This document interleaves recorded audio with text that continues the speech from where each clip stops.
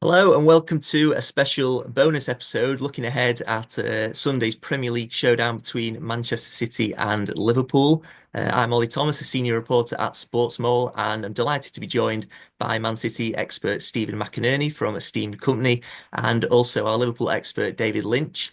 Hello to you both. Stephen, I'll start with you. Have you recovered at all from Wednesday's Champions League defeat to Real Madrid? It was a difficult watch from a City perspective, wasn't it? Yeah, back over to David for now. Yeah, mate, it was. I'm still, absorbing it. Look, ultimately, I didn't expect us to go through. Really, I didn't. I felt Real Madrid were obviously a much better side than City these days, where we're at. I guess the thing that stung for as a City fan is it felt like it felt painful. Actually, it was a mild humiliation at the hands of Real, and they can do that to anyone because they're Real Madrid, and that forward line is blessed with mercurial talent. But still, I've been so accustomed over the past, 10 years or so to watch Man City, at least, maybe obviously they applied themselves, but at least show some fight, if that makes sense. And I know it's sort of a lazy, easy words to use, but there was definitely a resignation from the City side very early on. The goal, of course, there's mistakes in it, but it was still a moment of brilliance, a beautiful pinpoint pass and a fantastic finish. We gave them the opportunity to do that with poor pressing and a high line and bad maybe positioning from Edison. But the thing that hit City, there's no real reaction to it. It was there was a resignation immediately. The Stones injury compounded it, of course. We saw City just go through the gears really, and it was quite a chastening experience seeing how far we've just fallen. It has to happen, it happens to everyone at some point. You can't really stay at the top forever. But yeah, it was a difficult game. It was a very difficult game to watch. As a City fan, and I think the fact we've been so good for such a long time that really holds a mirror up to that performance to show, just where we were and where we are now. So I'm not recovered from it just yet because it's still quite raw, but that's life, and we'll move on eventually. Yeah, and David, I'm not sure how much of the Man City Real Madrid game you've seen, but from Liverpool's perspective, I'm sure City's performance and the general issues that they've had throughout this season will offer some encouragement to Arne Slot's side on Sunday.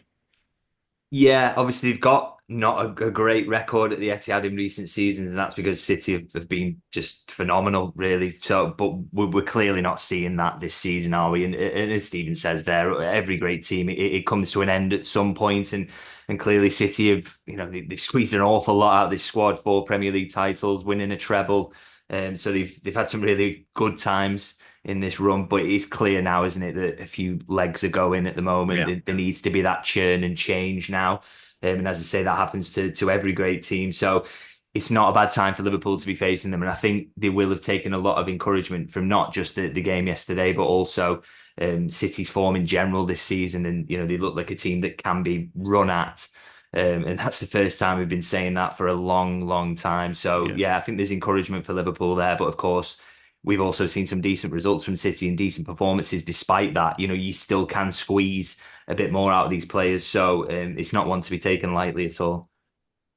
No, and of course Liverpool were not in Champions League action this week or last week as they secured top spot in the 36 team table in comfortable fashion too. But they were in Premier League action on Wednesday night and managed to rescue a point in a 2-2 draw at Aston Villa.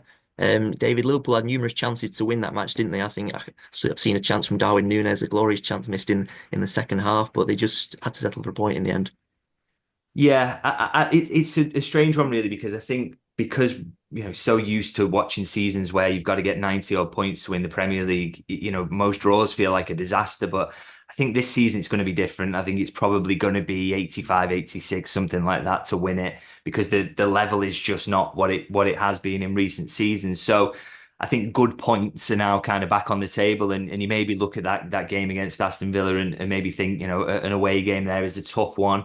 They're not an easy side to beat, and they've taken points off some big sides this season. So maybe that is a good point. But I do think Liverpool and Arne Slot will be thinking, they'll want things to turn a little bit because some of the performances have been a little bit iffy, or there's been games like yesterday where they probably missed chances and not got what they deserved. And if that starts to add up to a few drop points, then you do start to get a little bit concerned. So they're coming into this they're in the back end now of a run of 5 games in 15 days, and it's now City away and then Newcastle at home. And I think, you can put some mitigating circumstances out there for how the Aston Villa game turned out. Same with Everton and Wolves just squeaking past them.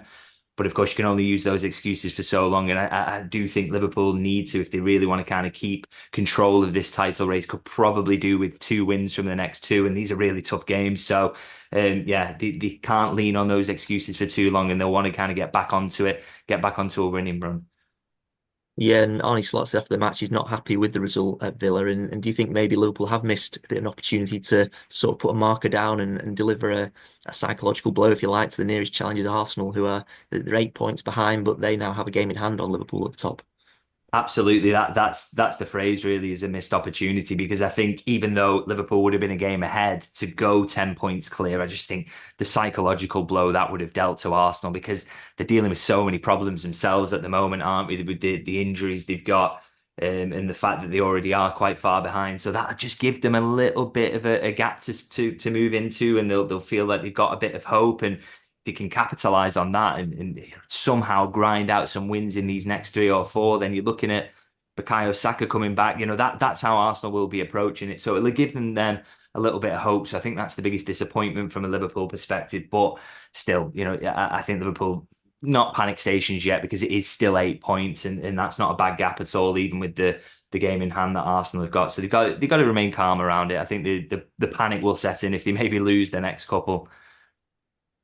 Yeah, I think you're right. So let's move on now then to to Sunday's clash between Man City and Liverpool. Before the season started, I think a lot of people will have looked at the fixture calendar and seen this game penciled in for February, an important stage in the season, and would have presumed that this could well be a title showdown between these two teams, possibly more so for Man City than Liverpool. But after 25 or 26 games now in this season, we've got the reigning champions Man City down in fourth place after what's been a turbulent season to say the least for them, and they're a staggering 17 points now behind Liverpool at the top of the table. Liverpool have exceeded expectations under Arne Slot. Now this remains an important fixture for both teams. While you've got Liverpool pushing for the title, City are fighting now for a top four finish. And in your opinion, Stephen, where do you think this Man City side are at the moment? Taking into account the 4-0 win against Newcastle at the weekend, but then also the resultant performance against Real Madrid in midweek. Yeah, we're in a state of flux. Very clearly in a massive transition this season. I think David will probably even recognise the signs of when the legs go, because obviously a few years back it was Fabinho, Henderson, and co. It just disappeared and off a cliff, and all of a sudden it was a massive struggle. And it's been City's version of that. And a lot of people, and I think there's probably elements we could have done better. I'm not going to sit and pretend. I think Pep's had a poor season, actually. I love the man immensely. If I had an animal, I'd probably call it Pep. I don't have pets, but that's how much I love the guy. But he's had a poor season where he's probably been a little bit too loyal to the players, understandably for what it's worth, but loyal to the players that got City where they are, and but I think the downside of that is some of these guys, they just can't really run anymore, and ultimately the Premier League's, as a result, probably of the way that Pep's made the Premier League, teams run more. They have to, because if teams keep the ball better, it's the only way to stop that. So everyone's got fitter in the Premier League. And then City have got less so, and the technical ability's dropped a little bit as well. And unfortunately, the likes of Bernardo and Gundogan and even De Bruyne, which pays me to say, like Kevin De Bruyne not coming on at the Bernabeu, by the way, in a must-win game for City, a place where he's been absolutely fantastic over the years. It tells the story really that he's just unfortunately not there anymore. And then you had Ake, Stones, and Akanji who all can't stay fit. Kyle Walker at one point has left our captain halfway through the season. Ederson's had a really poor season with his head clearly turned. We're at a point now where unfortunately it's many players have sort of hit their peak, have gone past it, and probably don't quite have the same fight anymore naturally. You've got a lot of players there who are old in football, still relatively young in terms of life. People like Bernardo and Gundogan who are in their 30s now, they've got a young family. They're probably thinking about the end of their careers naturally. When you transition to that stage mentally, you're not fully with it anymore. And I think Guardiola and the City side, they all know that. And I think that resignation is also part of the decline, where you accept something, you can't sort of handle it, which leads us to where City are in the table, and it leads us to this sort of weird run of form that we've had the Newcastle game was such an optimistic sort of proof of concept. I know that's a weird term to use, but we saw the young players there, the new signings, Marmoush and Nico Gonzalez and Kusanov have really good games. And there was three 20-year-olds on the pitch, there was two 23-year-olds, a couple of 24-year-olds, and then you had a couple of older guys in Gundogan and Stones and Edison. But ultimately, it was a young side, and that felt like a performance full of life and energy. And it was a glimpse of where City are probably going to have to go. Whereas we saw, I would argue, last night against Real Madrid, um, where we come from a little bit, and some of these players, even though some of the new guys were there too, but some of these players they showed there's too much in the tank, and that was Bernardo, um, Gundogan, John Stones couldn't stay fit again, and Edison once again with some mistakes this season. So I think City have all the positive momentum that we clawed back with Newcastle. I think it's just been sapped away again. Liverpool at home, of course, is we've been good at the Etihad. Even we've been pretty decent at the Etihad even this season, despite our poor form. I I expect a reaction. I mean, there sort of has to be for pride reasons, but I don't know if it's possible because of the injury situation. John Stones, unfortunately, he's 30 going on 34 with his injuries, and he struggled to stay fit throughout his career, never mind now. And, Ake came on the other day, not playing fully fit. Akanji's out for obviously what feels like the rest of the season. I think we'll probably change things up a little bit. I think there'll be some changes, but I don't think we're in a good place. I'm always never confident against Liverpool, if that makes sense, because Liverpool are great. But I'm always much more, hopeful at the Etihad because I feel like we've had such a good reputation against them over the years. But this time, Liverpool will go into this and they should feel that they can get something here. I think it's very easy for Liverpool to probably to switch back into this is Liverpool. This is City mode, and like be a bit quite respectful. But I think Arne Slot's side, they'll see an opportunity, and I wouldn't be surprised if they take it. I am expecting a better performance than Real Madrid game, but it just entirely depends on the injury roulette, which is something I've got very tired of this season. I think all teams have got tired of it for what it's worth. I think Liverpool have been reasonably fortunate. I know you've had your bad years with injuries as well, so it comes around. But I think a lot of sides have been sort of waiting for press conferences just to find out who's available this week. And I'm fully expecting to go into Liverpool game and go, oh, actually, by the way, now Nico Gonzalez and Marmoush have knocks or something like that. It's just so it's very hard to set expectations because every single game the personnel is just shifting constantly, and then this guy comes back and he's only 60% fit and whatever. So it's very hard to get your head around and plan for a game when for 2 or 3 days of the week you're preparing for it, and by Saturday morning, like, they're not available now actually. So like my expectations aren't good right now. I'm not complaining. I think we're due this season. We not say we deserve it, but when you've had that much success, you definitely don't deserve it to carry on forever. So yeah, we're not in a good place. I'm hoping the Newcastle game is something to grab onto, but the Madrid one was a horrific experience. And Liverpool, they'll come into this game feeling more confident than they probably have in best part of a decade going to the Etihad. And those things combined it could be a tough day because with all due respect, like much worse teams than Liverpool are giving us a tough time this season, like an awful tough side. And Salah is inevitable to score against City. He always does, And right now with the form he's in, even Nunes missing chances, like he's going to score against us. That's what it feels like, Like even he'll find a way, So yeah, like I'm expecting an attempt at a reaction. I just don't know what we've got. Right now, I don't know what we've got because I literally don't know what we've got. I don't know who's going to be available. I'm hoping Doku's got a bit of fitness back because he's always pretty decent against Liverpool. I wouldn't be surprised to see some changes. Maybe Jack Grealish comes in potentially, and obviously I mentioned two left wingers there, but we'll see some changes, because I think there sort of has to be after that because the Madrid game was just a bit too much, I think, for some of those players. And for Liverpool, David, it's fair to say things have been a lot more positive on the red side of Merseyside this season. Could you ever envisage Liverpool boasting such a huge points gap over Man City at this stage of the season? And how surprised are you by what's gone on at Man City this season? Yeah, really surprised. I certainly didn't think in Arne Slot's first season we'd be seeing this sort of thing. For starters, from Liverpool's point of view, I didn't think Liverpool would kind of hit the ground running in the way that they did. You expect a kind of transition season when you change manager, particularly when it's from someone like Jurgen Klopp who had such a hold over the club. I thought there would be a few more tricky moments, and there have been so far. So that's been the real big surprise, I guess. And of course, you don't expect City to fall off in the way they have. I remember start of the season tipping them for the title because it's just felt inevitable in recent years. But I guess we probably should have seen some of the signs coming with what's Yeah. happened with City. That maybe even the back end of last season, you started to see some of the cracks emerging. You looked at the age profile of the squad, and we shouldn't have been stunned. But I guess it's the genius of Pep Guardiola that we just keep thinking he can just keep pulling it out of the bag because he has so frequently. So I guess that yeah, it's come as a big surprise, and I guess for Liverpool supporters probably a pleasant one that they're not being chased down by City for once. So that probably makes it a little bit more straightforward for them, but in terms of what that means for coming into this game, I recall that couple of seasons ago that Stephen alluded to, where Liverpool's legs kind of fell off, and they still managed to beat Manchester City at Anfield. So, there's no, there's not, there's nothing to stop Man City beating Liverpool because they'll have the crowd behind them. They've got, if you can just squeeze enough out of those legs in midfield. You've got. If you can get Haaland on the pitch, Marmoush looks a finisher as well. It's all about moments in those games, isn't it? So particularly as Liverpool's last game against Aston Villa, they probably deserved to win, but didn't get over the line. So it turns into one of those games. You just Yeah. cannot by any means write off Manchester City in this game. I just think they're more than capable, even with all the struggles this season, of putting in a performance that frustrates Liverpool. So, Liverpool have got to be on it, and they've got to play really, really well to win there.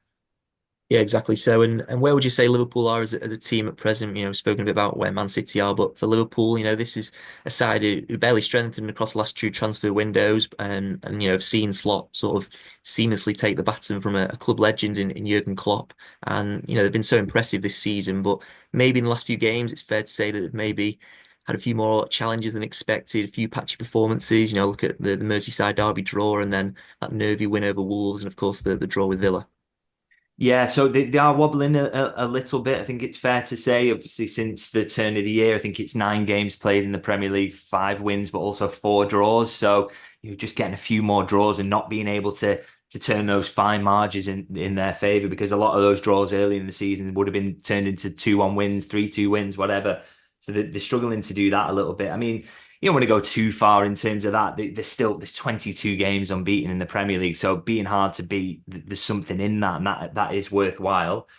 But they will want to start getting on a winning run again, so it is important. And I think the only concern is that they're just in a very tough run of fixtures, not just in terms of where they've got to go and what games they are playing, but in terms of the actual schedule, 5 games in 15 days. And I thought, yesterday I've looked at Gravenberch's performance and he looked a little leggy to me. So maybe that gives a little bit of hope to City, because they've got that legginess in their own midfield.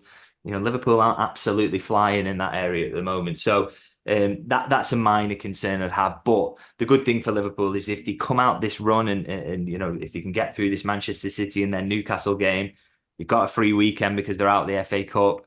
The schedule starts to look a little bit nicer for them. They'll have, I think, once they get past this City game, actually, it's 7 home games and 4 away games left for them this season. So that's a really good run and a really imbalanced schedule that they've got.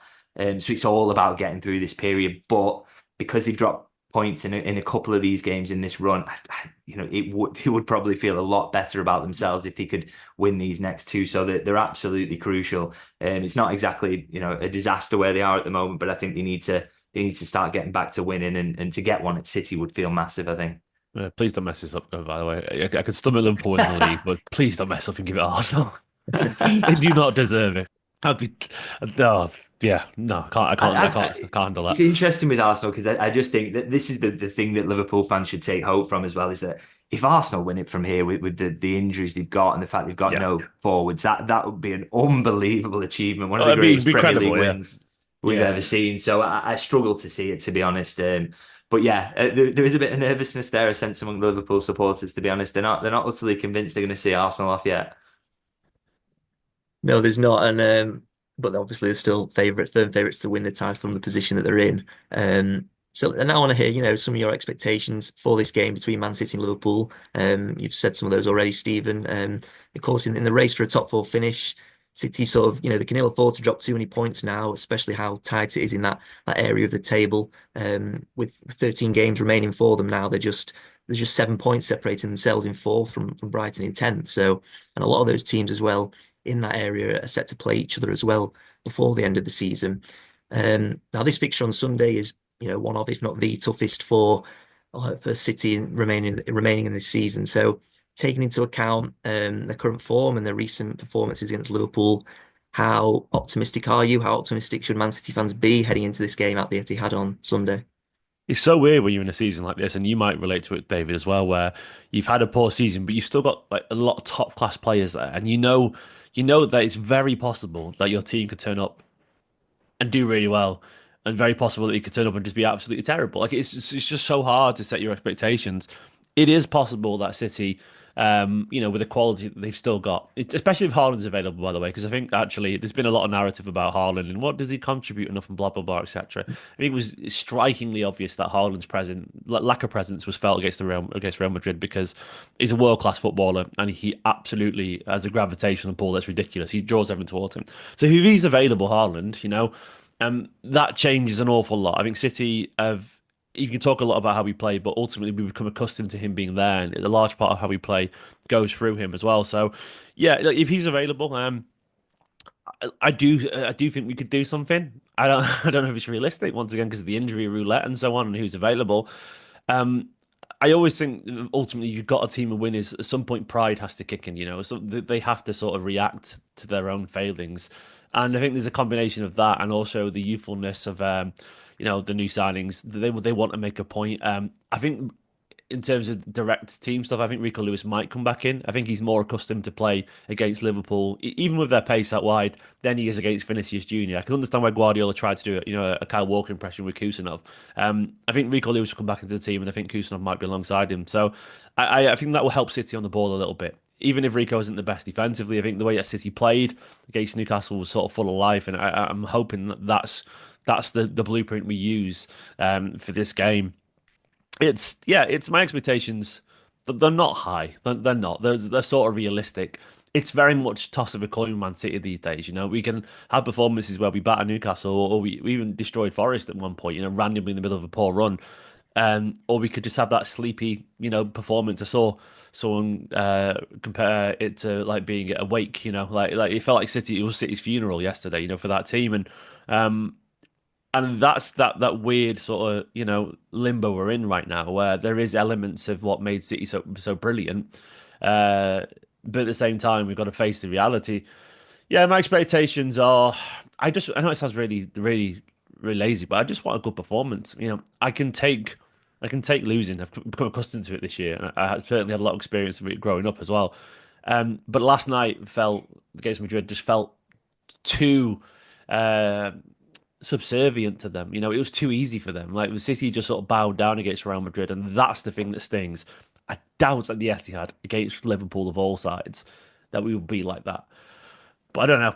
I don't know. We can't really stand up to adversity right now. An early goal for Liverpool, look, it's very possible that Trent Alexander-Arnold could play that exact Asensio pass over the top, and Salah could put it in the bottom corner. And at that point, then City could be reeling, and I don't know if we recover from that. I'm going to go for a draw anyway. I think that's what I probably think will happen. I think it'll be a draw. I don't think. I think we will have just about enough. And I think Liverpool will be cautious about against City, and I think we probably will score because we are scoring goals this season, even if we're defending poorly. So I wish I could predict a win, but I know even a draw seems optimistic given where Liverpool are and where City are. But I think the fact that it's at the Etihad, and I think the fact that what's come before it should be a spark enough, and our fans will be up for this game as well for many reasons. So I think they'll see a reaction, and maybe there'll be a cameo from De Bruyne, which will have a positive half an hour. But then if Haaland's not playing, I don't know, probably a loss. So depends on Haaland really. Yeah, and is it fair to say that Liverpool are the favourites for this game, even though it is at the Etihad? Yeah, absolutely. I mean, they should be. The Etihad does obviously skew that likelihood massively, but I do feel. Look, there's never a better opportunity for Liverpool, not just to beat City, but to resoundingly beat City. That's not to say it'll happen, but I know I sound very negative here, but I'm just trying to be realistic actually, and try and remove sort of like the blue tinted specs a little bit and look at the most likely the outcome. And I felt going into the Madrid game after Newcastle a little bit of optimism. Even Guardiola said it as well. He said a week ago, 1% chance, and he said he revised it upwards after Newcastle. And that was a crushing response to that optimism. So I can only take that at face value, really, and just be honest about what I'm seeing. And I think it'd be silly at this point to go into any game, especially against a very good side, expecting to win because I just don't think that's the reality where City are at right now. Um, but a draw I think would be a really, really encouraging result for City, given that this run of form we're in right now and the amount of big games we've got against us has been ridiculously hard. So yeah, I'd take a draw, I reckon. Yeah, and what about Liverpool's expectations, David? Would you agree that Liverpool are the favourites, even though they've actually failed to win any of the last eight Premier League visits to the Etihad? It's been a difficult ground for them to play at in recent years. Yeah, I think they've got to put that kind of record out of their heads and think that this is a very different Manchester City team they're facing. So it is a real opportunity to get 3 points there, and they don't come around very often.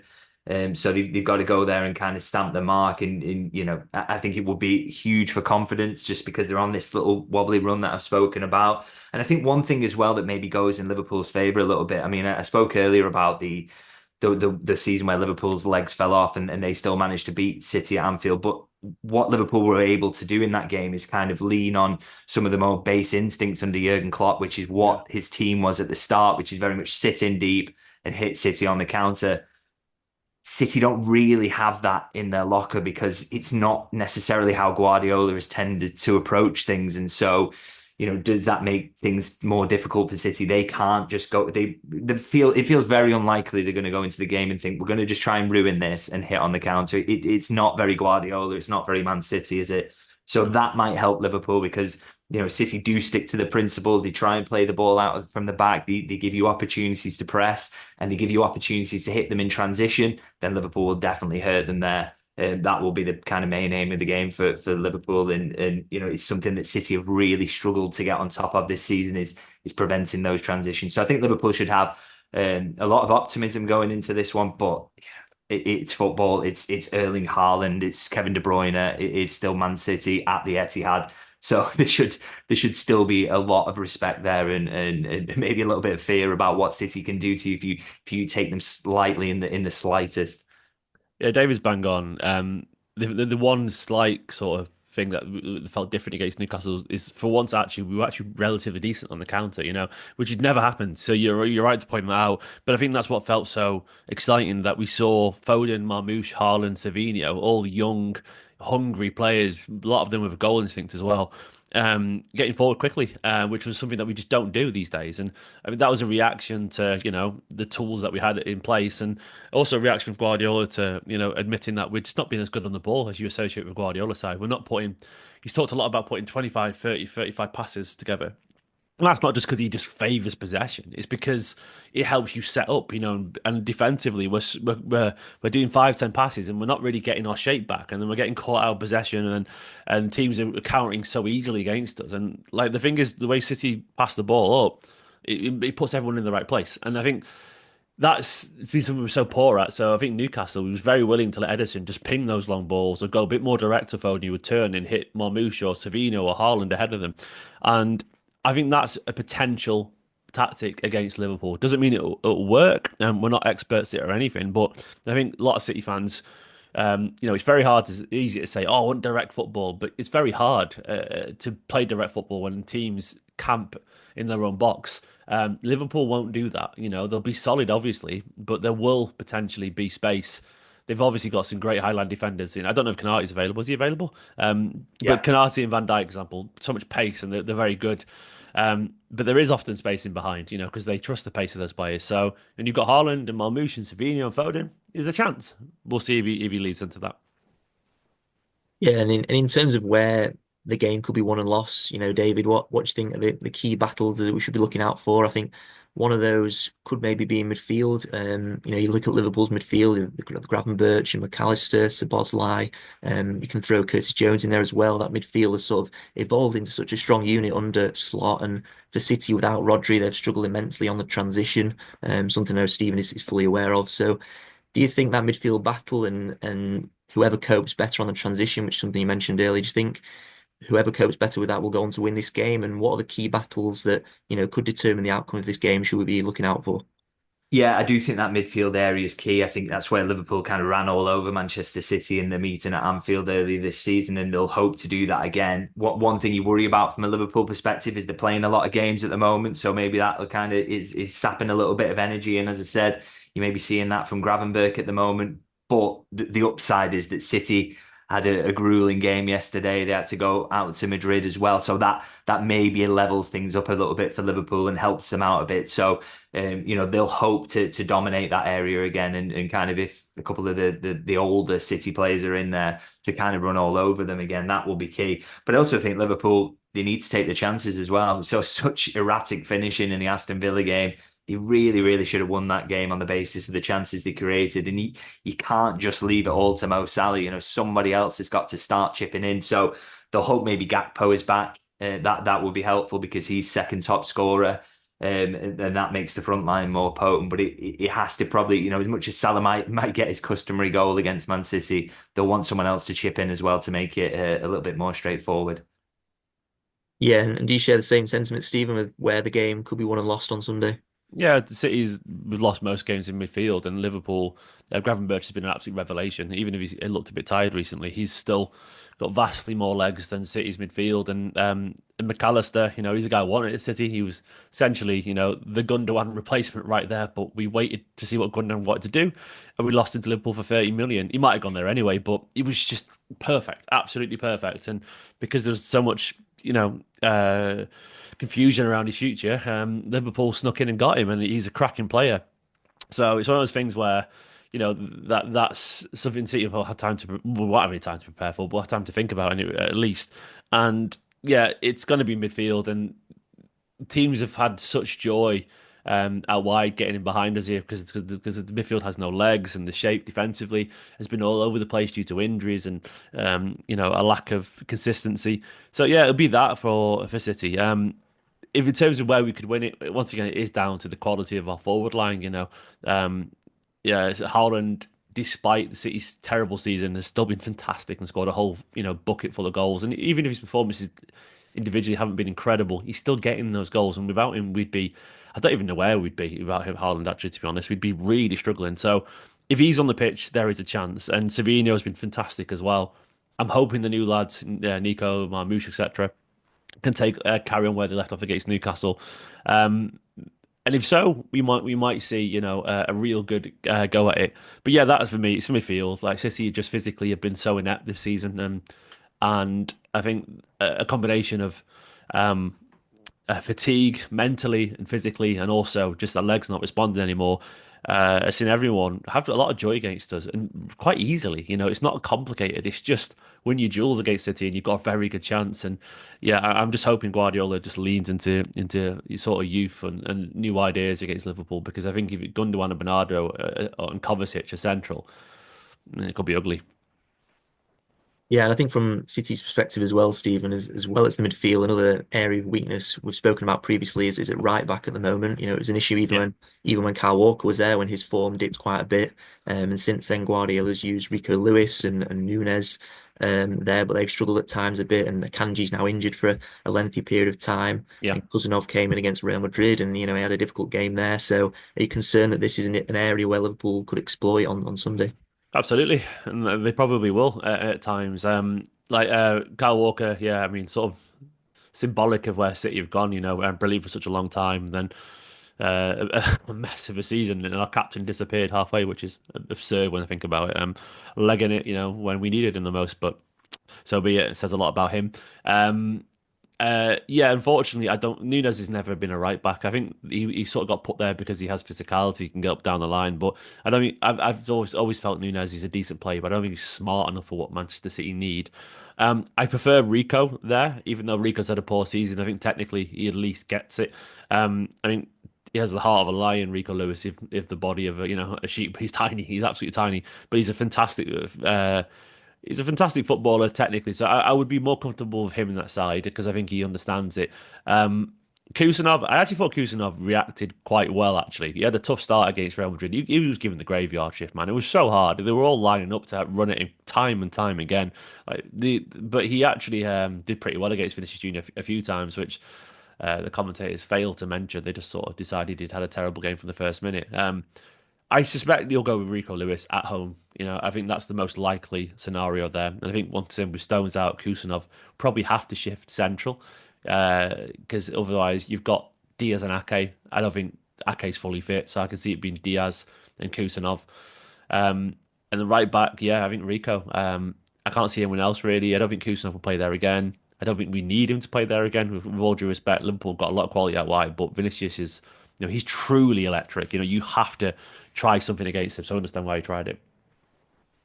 Yeah, and for Liverpool, David, could you argue maybe that there's been some cracks at times at Liverpool's right side of the defence? I think it's been well documented that Trent Alexander-Arnold's not the best defensive player on the planet, and he's not necessarily struggled too much this season. But I think he and possibly Konate or Quanta, whoever plays it on the right side of centre back, they'll need to be switched on defensively, don't they, if they wish to keep the likes of Mamouche or if it's Grealish or Foden or Doku quiet on the left. Mamouche possibly in particular, you'd expect maybe him to play there potentially and with his runs in behind. Yeah, I feel a little bit for Trent Alexander-Arnold because he was absolutely, truly dreadful, wasn't he, in that Manchester United game at Anfield? And I think it's kind of coloured a lot of perceptions about him. I mean, that's already out there, that idea that he kind of can't defend. And at times he's been poor in that aspect of his game. I think generally defensively, he's had quite a good season. Again, I thought very good yesterday against Aston Villa in that aspect. And Liverpool lost a lot of thrust going forward when he went off the pitch, actually, because they're trying to manage him through and make sure he doesn't pick up another muscle issue. So, I'm not too concerned about him down that side. Particularly, I think that partnership with Konate is working well at the moment. So, I think he'd be more than up to the test. I think probably the bigger worry maybe is perhaps on the other side is where Andy Robertson seems to be really struggling with playing 3 games a week now. Again, he's clearly kind of coming to the end of being able to do that frequently. I think left back is an Yeah. area 100% Liverpool have to look at this summer, and it will be an area that they look at this summer. So maybe there's possibly more joy down there to have because for me Robertson's been extremely patchy this season. So that is a little bit worry I suppose at either flank really. Can City get at Liverpool there? But it's that for them is the area where those transitions, if they get enough pace in the team, if Pep does lean into that, Yeah. then that's a little bit of a worry for Liverpool. Is can they be got at down the flanks? Yeah, so I want to see Savinho and Doku if they're available because Robertson world class in his day. Savinho will do him. He'll do him a couple of times if he gets a chance to, and likewise Doku. He will get past Trent Alexander-Arnold every now and then. So if they're available, I think at home as well. I think there's never a better chance to sort of lean into attacking aggression, and with those two available, especially if Haaland are not, I'd like to see them be involved in this. And Savino's possibly going to play on the right hand side if Doku plays on the left. Would you still expect Mamouche to play in that team? I think it would probably depend on whether Erling Haaland's fit and available to start up front. Yeah, I think Guardiola tried this sort of. It was weird against Madrid. He played Savinho like a quasi false nine central thing, and it was a bit. It'd be weird of me and no one to say it was stupid because it's Pep trying it, but it felt stupid. I don't know if it was or not, but it just didn't work. It was he's a one-on-one specialist, Savinho. I think maybe by the time he's 25, there might be an all-round composure to his game to where he can get the ball central and sort of dictate a little bit more. And I think he might be onto something there, but he just wasn't ready for it. For now, Savinho, he needs to be out wide, and for me, the most obvious solution is the one, like it is right in front of us. Marmoush can play through the middle. He's not Haaland, and he's definitely the sort of second striker guy as opposed to a classic number 9. But he scores goals and he can make the runs, and it makes sense. So play Marmoush through the middle. I mean, I don't think it's complicated. I think you can overthink these things, and Pep can do that every now and then. As much as I love him, so yeah, to me, it has to be. Uh, um, it has to be Marmoush through the middle. It has to be Savini on the right. I would play Doku on the left if he was fit. I'd play Foden behind them because that's a very obvious aggressive. I mean, if De Bruyne is available, De Bruyne is there too potentially, instead of Foden or whatever. But to me, that's the obvious lineup, and I think one-on-one specialist against great going forward fullbacks, but these days in particular, there's always been the question mark around Trent, whether people agree or not. It's there against defensively, debatable fullbacks. It'd be silly for City to not look at that as a potential weakness and try and hit them on the counter, or just even one on one and isolate them. So yeah, Marmoush for the middle for me anyway, 100%. Yeah, and aside from that Real Madrid game, I think Mamouche and Savino have, impressed in the last few weeks. How pleased have you been with them? Of course, Mamouche scored a hat-trick in the game against Newcastle at the weekend, really announced himself to the Etihad crowd in that game. Yeah, he needed that. I think he built up a lot of sort of positive momentum in the Bundesliga, and if he'd gone too long without scoring, there's probably a possibility that he can sort of play on you a little bit. It doesn't matter how good you are. If you're a striker who scores goals and you have that big move, and then you don't score for a while, you can probably start to doubt yourself a little bit, especially given the sort of horrible malaise around City right now. So yeah, those goals are wonderful for him, and they were brilliant finishes too. The first one in particular was just yeah, it was instinctive, brilliant. Yeah, he's great. He's going to score a lot of goals. I feel I feel sorry for him that he's not in a team that's firing at the moment because I wouldn't be surprised if he would be on a goal a game level right now if City were much better. And Savinho, I think, is going to be a superstar. I think he's absolutely brilliant. He's your classic Brazilian winger, relentless. You knock him down, he'll get up again and run at you. And he works hard. He's aggressive. He runs at people. He's lacking goals right now, but he scored them in La Liga last season for Girona, so I'm sure they'll come. But I think he's got like 6 or 7 assists to Haaland alone this season. So there's clearly signs of a burgeoning relationship there with some players. And I think Savinho, yeah, he's a absolute guarantee start for me right now because he's a brilliant footballer and only 20 years old. He's going to he's going to the top, and I mean, you can argue he's already there with City in the Champions League, but to be that good in a season where City have struggled, and he's got new teammates and he's got to adapt to our lovely northwest weather, I think it's been incredibly impressive. He's a proper footballer, Savinho, and a relentless winger who will be seen as in 3 or 4 years as one of the best. Who knows, me, if not the best winger in world football. I really rate him that highly. I think he's brilliant. Yeah, I think they really have impressed in recent weeks, and obviously Mamouche. I mean, he's someone that's been nicknamed by some as the Egyptian Prince, but I think it's fair to say that the Egyptian King in the Premier League is still Mohamed Salah.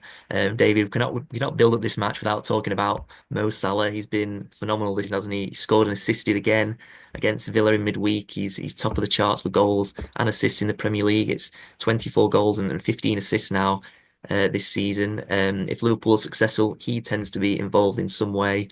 And he's got a pretty good record against Man City as well. He scored 12 goals and got 7 assists in 22 games against City. So can we expect another Mo masterclass again on Sunday? Or, how important is it that for Liverpool that he's on top of his game?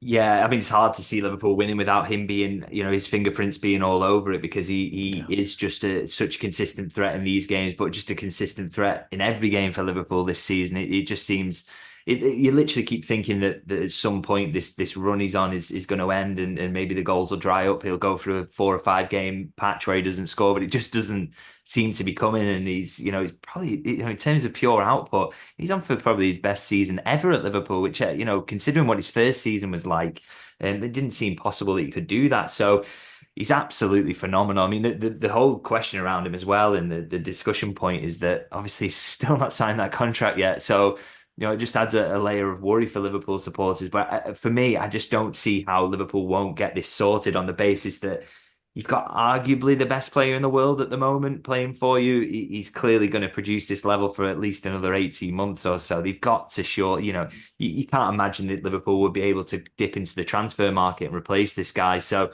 surely they're going to have to sign him up. But I think in the short term, yeah, he's in remarkable form, and if Liverpool are going to win this game, he will have a big say in it. There's no question about that because he's so influential, and Slot has made him a big part of this team. Everything is going towards him and going through him, and that is by design. So it's a really good plan for the manager, and the players absolutely making it work because he's world class. Yeah, the numbers he's been racking up this season and previous season just I been, just Googled it. Mental in yeah. it. I didn't realize he had that many assists as well. Like, what, 29, 39 goal contributions in 26 games in the league. It's That's just, yeah, ridiculous. ridiculous. Top for both goals and assists. And yeah, I'm sure he'll get the golden boot probably. I mean, could give him a run for his money, I bet, come the end of the season. But Salah's That's going to leading be the Salah. race at the moment. He's been, yeah, quite incredible. Okay, so it's now time for your predictions, guys, on this game. How do you see this game going? We'll start with you, Stephen. I think you mentioned that possibly a draw Yeah. for this one. You'd back City to score. I was looking at the stats before. They've only failed to score in 4 of their 40 games in all competitions this season. One of those was actually against Liverpool, but you'd back City to score. So you're still going with the draw for Sunday. Yeah, even before the Real Madrid game, I think I called the 3-1 actually because we just score. We do tend to have like there's people have been getting on the backs of some of the forwards because they've missed some chances. The forwards are not the issue for Manchester City. They've more than done the job this season. It's been the midfield and the defensive issues, but we are going to score, and especially at the Etihad, to me, every lot of games like this season feel like a 2-2 type of game. Where we can score goals. Savinho can cause trouble. Haaland, Mamouche, whoever, we will probably score, and there'll probably be a goal for someone like a Josko Vardiol or something like that. it's just we can't keep a clean sheet. If our life depended on it right now. So yeah, I'm going to go for a 2-all. I think ultimately it might be Liverpool probably feel more frustrated by it. They might have a few more big chances than City. But I feel, yeah, the Etihad factor, where both clubs are at, but ultimately pride and so on kicking in. I think there'll be green shoots of recovery after the Real Madrid game, but not enough to get a win, and not enough to fully stop Liverpool. Scored a couple of goals too. So 2-all is my prediction. Yeah, and for you, David, what's your prediction for Sunday? Yeah, I kind of like that 2-all prediction, but I think Liverpool fans will lose their mind if that happens again. They're having too many 2-alls at the moment. So, and I just think at some point the fine margins are probably going to go in Liverpool's favour. So I just wonder whether this is the game where they actually start to take the chances. And I agree, City will definitely score because Liverpool don't keep many clean sheets at the moment. But maybe this is the one where the fine margins go in Liverpool's favour and they just nick a 3-1. Well, it's nice that you're both predicting goals. I think that's what we want to see. There's a lot of these No big nully games are coming, yeah. sort of, yeah, a lot of these big games are hyped up and it's maybe 0-0 draw or something like that. But it's nice. So hopefully for the fans, we'll get some goals. Okay, well, thank you both for your time today. Thanks for everyone for watching and listening. If you like this video, please remember to like and subscribe on YouTube and check out our preview and other associated articles on sportsmall.co.uk. Thank you, Stephen. Thank you, Dave, for coming on and enjoy Sunday's game. Cheers, mate.